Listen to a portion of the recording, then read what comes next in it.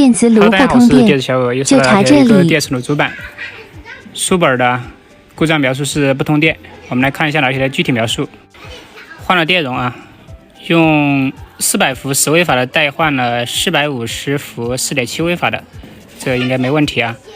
电芯片用的是 VIP112，损坏了，已经拆了，没有装。其余损坏的元件都已经查出来了，脱离了焊盘，没有查到的，然后给我查啊。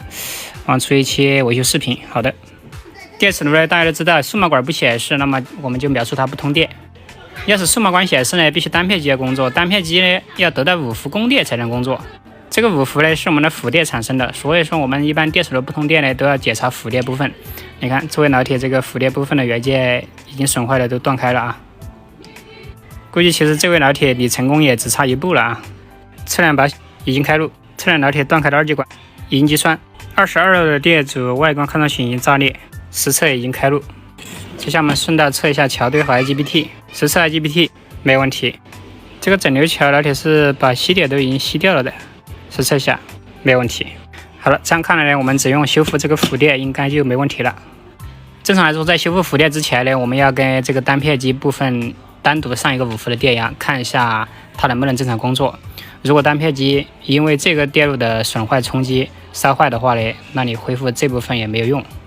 所以就像我们找到板子上的一颗7805啊，这颗是3极管，不是，这边这一颗应该就是了。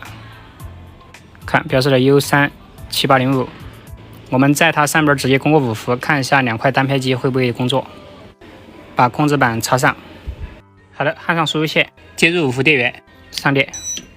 大家看到，这时候呢，数码管成功点亮，电流正常，这可以证明我们2块单片基本正常。所以说，接下来我们来恢复这个负电部分。Later。好，接下来我们把损坏的元件全部换上，包括 IC、保险和电阻二极管。这下我们先不接控制板，然后呢，输入220伏电源，看一下，一般上电这个蜂鸣器会响一下。好的，接入220伏，好，上电。我们可以听到蜂鸣器有声响，断电。接入控制板。好了，我们再次上电。好，显示正常。测量5伏电压，稳定。测量18伏，19伏稳定，正常。再试一下按钮有没有作用，没问题的啊。现在是没有检测到过。好的，由于它这个是不通电的故障，那么至此就完美解决了。好的，喜欢电子技术的老铁双击关注，每天为大家分享一些真实简单的维修案例。有需要学习电磁炉原理和维修的老铁呢，左下角有详细的教程啊。如果找不到小黄车，大家可以联系客服。谢谢大家。